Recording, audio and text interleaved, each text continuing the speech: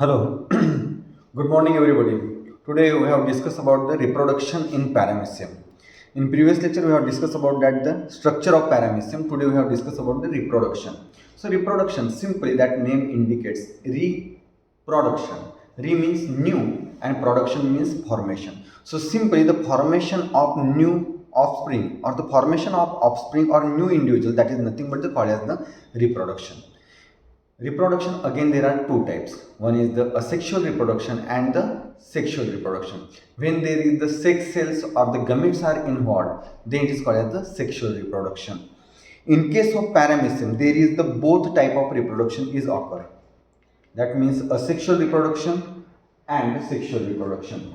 Asexual by the transverse binary fission and sexual reproduction, that is the conjugation. But also there is another such as the endomixis, autogamy and cytogamy. These are also the nuclear reorganization which takes place in paramecium. First, asexual reproduction, that is the transverse binary fission. In this, that is the commonest type of the asexual reproduction which is present in paramecium, which is takes place in a favorable condition. And in this, simply one paramecium now grows and form the two daughter individuals, that is nothing but the asexual reproduction. And in this condition, the daughter paramecia, which is the genetically identical to the parent one. In this case, simply this is the paramecium. Now stop the feeding. When they have stopped the feeding, ultimately the oral apparatus, cytostome, buccal cavity, they gets disappeared. You can see in this diagram. Simply that is the oral grooves and this is the oral apparatus gets disappeared. After that disappearing, simply again we know very well about that paramecium, which is the dimorphic, means two type of the nucleus which is the present. One is the macronucleus and second is the micronucleus. Macronucleus which divides the amitotically and micronucleus which divides the mitotically. We know very well about that. After the mitosis and after the amitotic, simply there is the two new nucleus which is formed, that is the diploid in number. After that they have gets elongated and the furrows which is formed in the center, from the periphery to the center, the furrows like goes this one. And because of this, the plane of this fission, that is the transverse, and because of it is also called as the transverse binary fission. After that, simply there is the two, this macronucleus and micronucleus gets separate and then there is the formation two paramecium, but they are attached with each other. In this case, two daughter paramecium they are attached, and there is the one new contractile and one is the old. At the time of separation, some organelles which is the form newly, that is nothing but the like the mitochondria which is the form, but some cell organelles, that is simply the, this is the one of the example.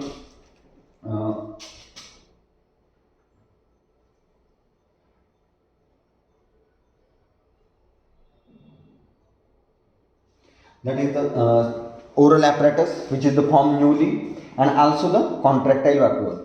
This is the old one and this is also the old one, and new contractile vacuole. In each paramecium one contractile vacuole is formed, and after that they get separate. These are the two daughter paramecium. Means in transverse binary fission, from one paramecia there is the two daughter paramecia which is formed, and they are identical to the parent one.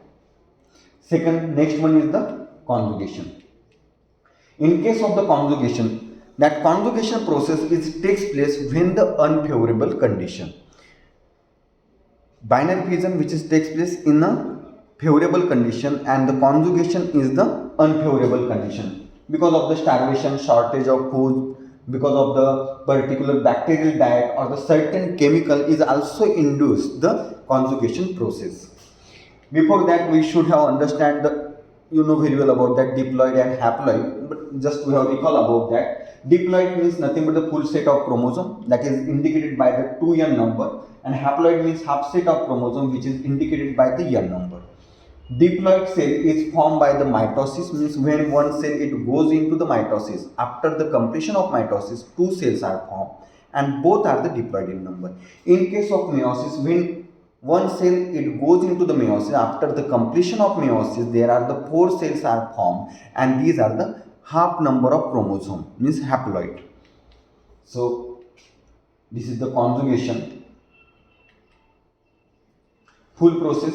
The two paramecium, they have attached with each other. That conjugation is nothing but the temporary union of individual or the of paramecia, and during which they have exchanged their nuclear material. This is the temporary union conjugation. This is also called as the sexual process, and they get that paramecia, they get separate after the exchange of the nuclear material. When they have attached with each other, two paramecia, that again it is not randomly, that is specifically. The conjugation is very specifically processed. Two paramecia they have attached with each other by the oral side, and when they have attached with each other, that is called as the conjugants. There are the two nucleus, macronucleus, micronucleus. Remind that. What is the function of macronucleus? The function of macronucleus is the control the day-to-day metabolic activities, and in case of micronucleus, they have controlled the reproduction activities. So because of that, macronucleus gets degenerate and each micronucleus gets divided.